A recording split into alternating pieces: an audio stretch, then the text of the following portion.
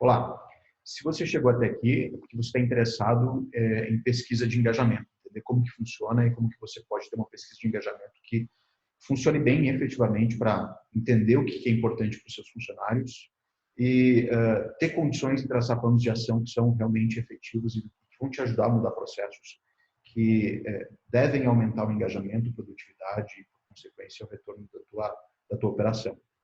Bom, eu quero compartilhar este material que vai ficar disponível no site, caso vocês queiram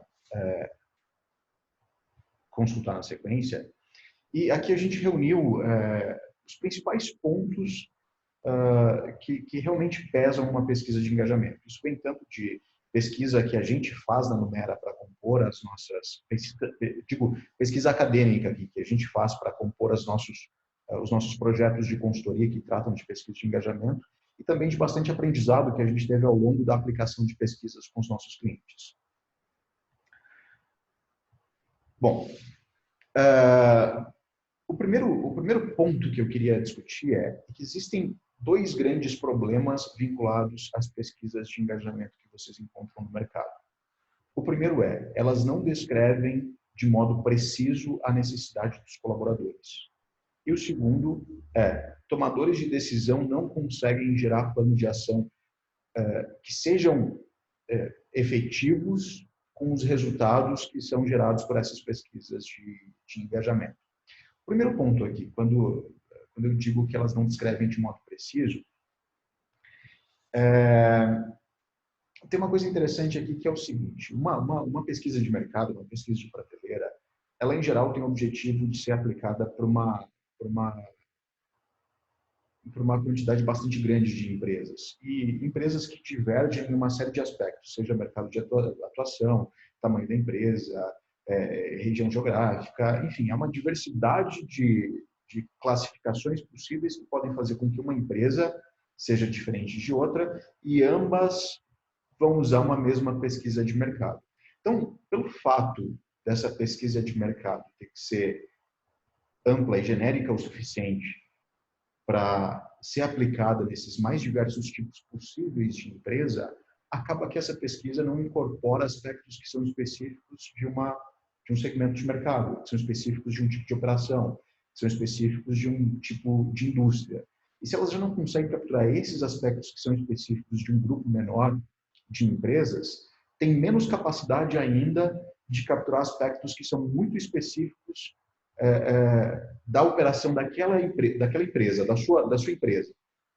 Costumo dizer que se a gente tiver um gráfico em que a gente pondera esses dois principais atributos que uma pesquisa de engajamento deveria ter, um deles, a gente coloca aqui no eixo Y, a comparabilidade com o mercado, ou seja, o quanto que o resultado dessa pesquisa que você recebe, ele é passível de ser comparado com o resultado de outras empresas, o resultado de uma indústria, de um segmento, etc. Se a gente comparar isso, ou se a gente analisar isso em função da especificidade dos temas dessa pesquisa, ou seja, o quanto que essa pesquisa ela consegue capturar temas que são específicos do contexto organizacional da sua corporação, da sua indústria, da sua loja, da sua, enfim, qualquer que seja a instituição que você tem, se a gente colocar essas duas variáveis para analisar as diversas pesquisas de mercado que existem, a gente vai encontrar um trade-off. E esse trade-off é o seguinte: pesquisas que têm por objetivo te colocar num ranking, de fazer uma comparação com um benchmark, elas vão estar localizadas aqui. Ou seja, vão te dar muito insumo para você se comparar com o mercado que você queira se comparar. Entretanto, o trade-off é o seguinte: elas vão te dar pouquíssimo insumo para você traçar um plano de ação que é extremamente específico para o teu contexto de negócio, justamente porque ela não capturou esses aspectos que são específicos do teu contexto de negócio, que são específicos da tua empresa. Ao passo que, se a gente for para o outro lado desse gráfico, a gente vai ter um contexto, um cenário completamente diferente. Pesquisas de engajamento que são extremamente específicas, elas não vão ter condições de te dar insumos para você fazer comparação com o mercado. Então, aqui está a primeira decisão que você precisa fazer com respeito a quando você for fazer a seleção de uma pesquisa de engajamento, você precisa definir exatamente o que você quer. Se você quer ter uma comparação com o mercado, fazer um benchmark com o teu segmento de negócio, benchmark com a tua região, ou participar de um ranking, faz parte do teu plano estratégico, no sentido de criar employer branding, ter um selo de mercado de que você é uma marca empregadora de sucesso, enfim, que tem funcionários engajados, a tua opção claramente vai ser essa, de prezar a comparabilidade de mercado e contratar uma pesquisa com ranking que vai te dar essa comparação. Entretanto, se o teu objetivo é traçar planos de ação que sejam específicos para o teu negócio, que vão capturar exatamente a demanda do teu colaborador e vão te dar insumo para você saber, com essa precisão cirúrgica, qual que é o aspecto de negócio, qual é o processo que você precisa modificar para gerar mais engajamento, aí tua opção precisa ser buscar pesquisas que preconizam a especificidade dos temas que serão tratados no questionário. Ou seja, se a gente trabalha nesse campo de especificidade, a gente tem como resultado uma maior capacidade de entender os colaboradores e gerar planos de ação que são mais efetivos. Enquanto que se a gente trabalha nesse campo da comparabilidade com o mercado, a gente perde muito do que a gente teria de insumo para traçar plano de ação, mas a gente tem uma comparação com o mercado para você saber teu posicionamento e gerar o employer branding. Ok, falando um pouco de como que funciona as pesquisas de prateleira, as pesquisas que têm majoritariamente o objetivo de colocar num ranking. Elas geralmente são divididas, elas vão ter alguns segmentos para pesquisar alguns temas que vão ser preponderantes dentro dessa pesquisa. Até essa questão de tema é algo que é um assunto extremamente amplo, que também pode ser discutido à parte. A gente não vai entrar nessa discussão de quais são os principais temas que deveriam estar dentro de uma pesquisa de engajamento. Mas você vai ver diversos fornecedores de pesquisa de engajamento dando nomes que podem ser engajamento com o emprego, engajamento com a marca, ou satisfação com a marca empregadora, satisfação com o job position, ou o quanto que existe camaradagem, senso de equipe e tudo mais. Só que no final do dia, se a gente pega esses grandes elementos, esses grandes temas que são tratados nas pesquisas de engajamento, elas tendem a capturar a mesma essência, só que com nomes diferentes. E vocês vão ver com muita frequência perguntas que são similares e, eventualmente, com nomes de temas que são um pouco distintos. Mas vai ser bastante comum vocês acharem esse tipo de característica aqui. Um set de perguntas que tem por objetivo medir, por exemplo, o nível de credibilidade da diretoria. Um outro set de perguntas que tem por objetivo medir a qualidade dos feedbacks, a quantidade de feedbacks. Um outro set de perguntas que tem por objetivo medir o respeito que o colaborador tem vindo de seus colegas e superiores. Mas, raramente, você vai ter, nessas pesquisas de mercado, algo que te dê um diagnóstico específico do teu contexto de negócio. Por exemplo, aqui eu cito dois exemplos que ocorreram já em pesquisas que a gente fez, que são, por exemplo, um deles, em uma das empresas, um dos aspectos que apareceu como um tema importante para os funcionários era gestores de primeira linha não tinham autonomia suficiente para gerir o time. Essa era uma reclamação que aparecia com alguma frequência quando a gente conversava com os funcionários. Então, este a gente classificou como sendo um tema importante para ser inserido dentro da pesquisa de engajamento, justamente para que a gente pudesse comparar o quanto que essa ausência de autonomia de fato era percebida como um problema pelos demais colaboradores ou pelo público amplo que respondia à pesquisa, e se de fato havia uma relação entre essa percepção de ausência de autonomia e engajamento dos profissionais, engajamento dos colaboradores. Uma outra pergunta que apareceu em uma outra pesquisa que a gente fez foi essa de que funções técnicas tinham menos oportunidades do que funções não técnicas, funções de gestão. E notem o seguinte, essa questão de ter uma comparação entre função técnica e função de gestão é muito característico de empresas que têm uma carreira configurada em Y, ou seja, de um lado você tem uma carreira de gestão e de outro você tem uma carreira técnica. E nessa empresa que a gente fez essa pesquisa, que tinha essa característica de carreira em Y, apareceu uma reclamação deste tipo em uma série de funcionários que eram técnicos, que são técnicos, e fez com que a gente entendesse esse tópico como relevante e colocasse ele dentro da nossa pesquisa de engajamento. Bom, esse daqui é o primeiro tópico,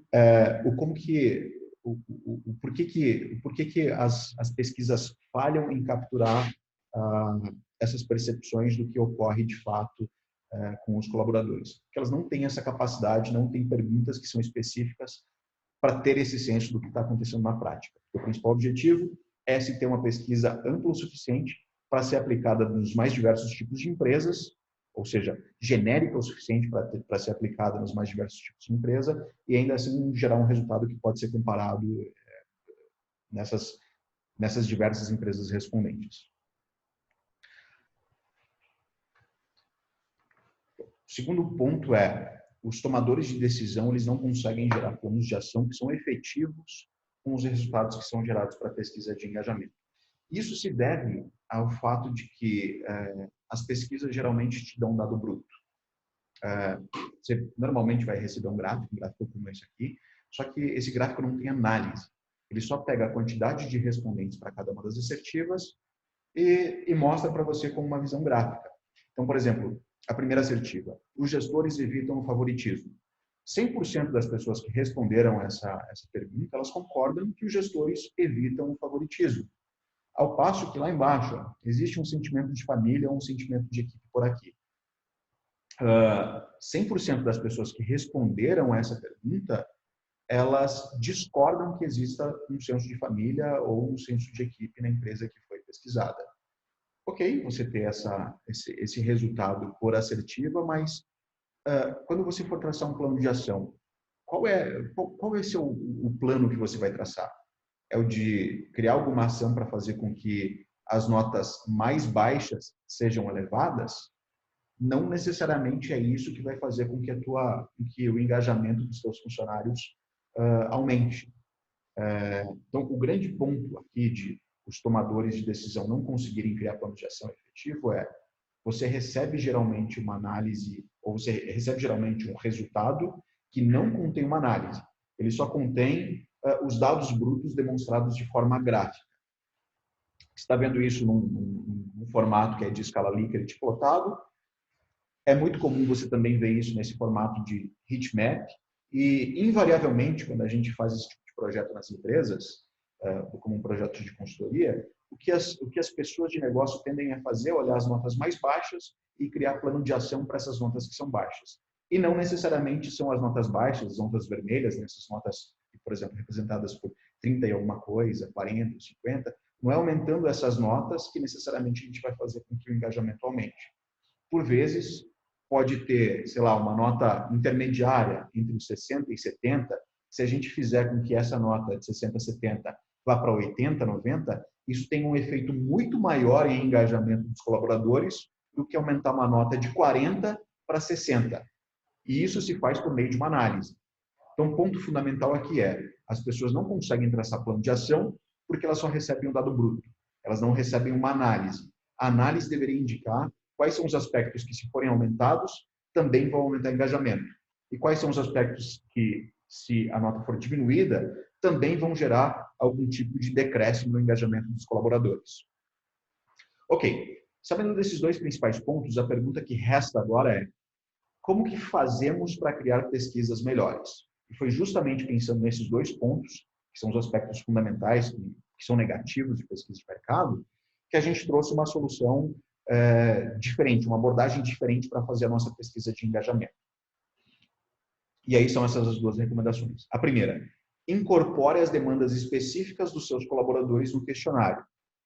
E a segunda é, incorpore modelos estatísticos que orientem corretamente a tomada de decisão dos gestores. Exatamente aquilo que eu comentei, de entender quais são as variáveis e as notas das variáveis que tem relação com o aumento disso que a gente quer aumentar, que é o engajamento. E aí sim traçar planos de ação que são específicos para isso. Agora a gente vai entrar em detalhe em cada uma delas. O primeiro ponto, Gil, incorpore as demandas específicas dos seus colaboradores no questionário. Como que a gente faz isso? É muito comum a gente ouvir conversa de corredor mesmo, ou reunião com o executivo, reunião com os coordenadores, ouvir alguns aspectos que são percepções dessas pessoas sobre o que é um problema dentro da organização que a gente está tratando, que a gente está fazendo o projeto. O grande problema que a gente tem é saber qual é a extensão desse negócio. Ou seja, a gente ouve, por exemplo, de 2 ou 3 pessoas que o salário que elas estão recebendo não é compatível com o mercado. Só que vamos lá, se a gente ouviu isso de 2 ou 3 pessoas de um universo de 3.000 pessoas, como que a gente vai saber se isso de fato é relevante? A gente não pode conversar com 3.000 pessoas e perguntar o que elas acham. Então, o trabalho que a gente tem que fazer aqui é entender quais são os aspectos que parecem ser os mais relevantes do ponto de vista qualitativo, e aí, tendo essa análise qualitativa do que pode ser importante, incorporar esses temas dentro do questionário. Como que a gente faz isso? O primeiro passo para a gente fazer isso é a gente precisa falar com uma quantidade relevante de pessoas que representem suficientemente todos os grupos sociais que existem dentro da organização. Então, imagine uma empresa lá que tem uma área corporativa, uma área comercial e uma área de operação. Quando a gente vai fazer a nossa pesquisa, o primeiro passo que a gente cumpre é identificar quais são esses grupos distintos. Tem uma área corporativa, uma área comercial, uma área de operação. Eu já sei que são ambientes completamente diferentes nesse contexto de empresa. E dentro desses ambientes, dentro dessas áreas, muito possivelmente ainda vão ter alguns grupos sociais dentro dessas empresas, dentro dessas áreas. Então, pode ser que lá dentro da área corporativa, eu tenha um grupo que parece que tem características semelhantes, que são as pessoas que entraram na empresa e têm até 2 anos de casa. Um outro grupo de características semelhantes vão ser, sei lá, coordenadores. O pessoal do time de venda. Muito facilmente a gente consegue separar entre as pessoas que estão no front, entrando em contato direto com o cliente, e as pessoas que são mais executivas dentro do time de vendas. Então, o primeiro passo que geralmente a gente cumpre quando a gente vai capturar essas percepções específicas dos colaboradores é entender como que os grupos sociais eles se organizam dentro dessa organização. E uma vez que a gente define quais são esses grupos sociais, a gente seta reuniões ou grupos de entrevista, pode ser grupos locais ou entrevistas que sejam one-on-one, com o objetivo de capturar essas percepções de quais são os grandes problemas que afligem esses grupos sociais. E aí, o último passo é, dadas essas características, esses aspectos que são capturados de forma qualitativa, a gente transforma isso em perguntas específicas que são incorporadas no formulário esse que vai ser aplicado para o público amplo. Então, notem o seguinte, a gente partiu de identificação de grupos sociais para entender quais são os aspectos que são importantes, os problemas que apareceram para esses grupos sociais. A gente selecionou esses problemas ou aspectos que são relevantes para esses grupos sociais e disso a gente tirou assertivas que vão ser incorporadas no formulário de survey, que vai ser aplicado para 100% da organização. O grande ponto por trás disso é trazer os aspectos específicos, e isso a gente traz uma perspectiva que é bastante qualitativa, só que quando a gente incorpora isso e coloca no formulário para ser respondido, a gente consegue saber se isso de fato é uma preocupação para o público amplo ou se isso é uma característica somente de um grupo social muito pequeno e que eventualmente não vai ter alguma relevância quando a gente olha para o universo como um todo. E aí, quando a gente fala disso, de incorporar essas perguntas que são específicas, que apareceram como problemas desses grupos sociais, tem uma questão que é muito interessante aqui. A tua pesquisa de engajamento, ela vai ter uma quantidade limite de perguntas. E é extremamente importante que haja essa quantidade limite de perguntas. E a resposta breve para isso, o porquê isso deve ocorrer, é o seguinte: você precisa que as pessoas respondam a tua pesquisa.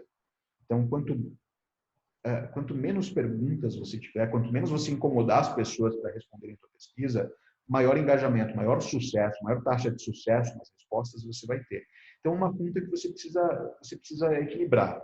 E essa conta de equilíbrio é o seguinte: você precisa ter um set de perguntas que sejam suficientemente elaboradas para você ter um entendimento daquilo que você quer pesquisar dentro da tua organização. Só que, ao mesmo tempo que você estabelece esse set de perguntas que vai ser eventualmente um tanto amplo, esse set não pode conter tantas perguntas assim a ponto de desengajar as pessoas a responderem à pesquisa. Então, o que a gente recomenda é algo ali em torno de 70, 80 perguntas, 100 perguntas no máximo, quando a empresa já tem uma cultura de responder formulário, de fazer pesquisa com bastante frequência com os funcionários. Mas existe esse número máximo. E as nossas pesquisas de engajamento a gente divide dessa forma. A gente vai ter um primeiro segmento de perguntas que são perguntas padronizadas, e essas perguntas servem justamente para a gente ter uma métrica de engajamento, que esse é o grande tema que a gente precisa pesquisar. E um outro segmento de perguntas, que são essas perguntas específicas que a gente conseguiu capturar do contexto de negócio. E é esse tipo de segmentação que nos permite, com o primeiro segmento, medir o engajamento, e com o segundo segmento, entender quais são as relações que a gente pode fazer com problemas identificados e a nota de engajamento que aparece na pesquisa, na resposta dos colaboradores. Esse que é um insumo que faz com que a nossa pesquisa ela seja muito mais efetiva para te dar aspectos que são específicos para você traçar o plano de ação. Notem naquele exemplo que eu dei antes. Em uma empresa que a gente fez pesquisa, apareceu algo lá que era muito característico de uma empresa que tem carreira em Y.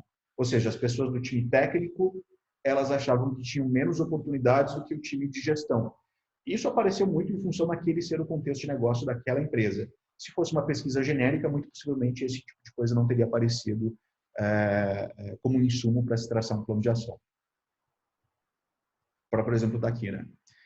Então, esse set que é específico vai nos dar a possibilidade de colocar assertivas que são características do público respondente. E aí, o segundo aspecto da recomendação que a gente faz tenha um modelo, incorpore um modelo estatístico que ajude o tomador de decisão a saber aonde que ele deve investir força, aonde ele deve investir tempo, energia para resolver um problema de negócio, para implementar um processo de negócio. Então, notem o seguinte: nesse modelo de pesquisa que a gente está conversando, o ideal é você ter categorizados os grupos de respondentes. Então, por exemplo, aqui a gente tem um cluster, a gente chamou isso de cluster. Esse cluster é formado por 250 pessoas, isso é mais ou menos 43% da população. O engajamento deste cluster aqui é 57, uma escala que vai de 0 a 100. E esse cluster, completamente hipotético isso, ele é formado por colaboradoras, mulheres com menos de 28 anos e que são solteiras. Essas características do cluster, isso é selecionado de acordo com o modelo estatístico. Então, esse modelo estatístico, ele vê quais são as pessoas que têm características similares e com respostas similares e com nota de engajamento que são similar. E para esse grupo, ela elenca quais são as características que melhor descrevem esse grupo. Então, nesse caso hipotético aqui, as características que melhor descreveram esse cluster, esse grupo, foram essas: de serem colaboradoras, mulheres, solteiras e até 28 anos. E para este grupo que teve essa nota de engajamento de 57, que é uma nota bem mediana, uma nota baixa, o que é mais importante para esse grupo eles acham que posições técnicas são desfavorecidas nas promoções. E a força disso, para gerar esse engajamento baixo, é de 70%. Enquanto que o resto, uma outra parte significativa, com 18% do peso, vem de elas acharem que os benefícios não são competitivos. Ou seja, nesse modelo hipotético aqui, o que eu estou dizendo para este grupo, para este cluster que tem essas características específicas, o que realmente está importando para eles é posições técnicas são desfavorecidas e os benefícios não são competitivos. Logo, o plano de ação que eu deveria traçar é para corrigir aspectos que estão vinculados justamente a essas preocupações que apareceram aqui como preponderantes na pesquisa. Essa é a função de você ter um modelo estatístico para te ajudar, para te orientar na composição de um plano de ação que seja mais específico para as demandas dos seus colaboradores. Em geral, o que a gente consegue fazer com esse tipo de modelo, com esse tipo de análise, é categorizar uma grande parcela dos colaboradores em vários clusters, sei lá, 7, 8, 10 clusters. Então, você pega a tua massa de empregados de 1.000 funcionários e agrupa em grupos que tenham características similares. Esse tipo de ação, esse tipo de análise, te permite criar planos de ação que são específicos para estes clusters que têm características similares. Te dá muito mais instrumento para ser específico no plano de ação e atuar de maneira muito customizada para cada grupo social que existe dentro da tua organização. Como que isso funciona? Como que geralmente a gente faz essa nossa pesquisa na Numera? Como que é o passo a passo desse negócio? Num primeiro momento, a gente faz justamente esses grupos focais para entender quais são os tópicos que precisam ser pesquisados. A gente tem uma avaliação qualitativa desses tópicos para se fazer uma seleção daqueles que são relevantes e os que não são relevantes de serem considerados na survey, na pesquisa que vai para 100% dos funcionários. E a gente agrega a essas perguntas que foram extraídas das entrevistas, as perguntas que já vêm de um formulário padrão que a gente usa para medir engajamento. E tudo isso vai virar um formulário, vai virar a survey que é aplicada a 100% dos funcionários. Até aqui a gente consumiu aí de 2 a 3 semanas para cumprir esse passo. Ou seja, desde a gente iniciar o projeto de pesquisa até ter o formulário pronto para ser aplicado, de 2 a 3 semanas. Aí a gente aplica esse formulário de pesquisa. Geralmente, o formulário de pesquisa ele fica aberto de 1 a 3 semanas para as pessoas responderem. Depois da gente ter esses dados capturados, os dados de resposta do formulário, o que a gente faz é agregar essas respostas com várias outras informações dos colaboradores que já existem, né? Informações que já estão todas tabuladas no teu sistema ERP, enfim, qualquer que seja a origem dessa informação, a gente captura essas informações e agrega elas com o resultado de pesquisa. Informações essas podem ser avaliação de desempenho, promoção do funcionário, turnover da área, o quanto que ele recebeu de treinamento, se foi promovido ou não foi promovido no último ano, movimentação de gestor, enfim, é um set bastante amplo de informações e a gente põe tudo isso num modelo estatístico justamente para gerar aqueles clusters e daqueles clusters a gente conseguir entender quais são os aspectos que mais têm influência na nota de engajamento para cada um desses clusters. E aí, evidentemente, depois dessa análise, depois desse resultado, tem uma apresentação que é o consumo de dados para os tomadores de decisão criarem os planos de ação dentro das áreas ou dentro da empresa de um modo geral. Bom, isso aqui é um resumo, evidentemente.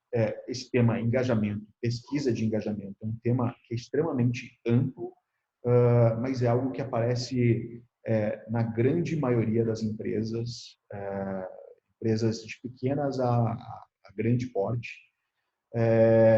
E é extremamente importante você conseguir fazer essa relação de qual é o objetivo que você tem com a tua pesquisa e qual é o tipo de pesquisa adequado que você precisa ter para atender esse objetivo. Então, retomando o meu primeiro ponto, lá do começo dessa conversa. Se o teu objetivo é comparabilidade com o mercado, vá com certeza absoluta para uma pesquisa de prateleira que te coloca no ranking.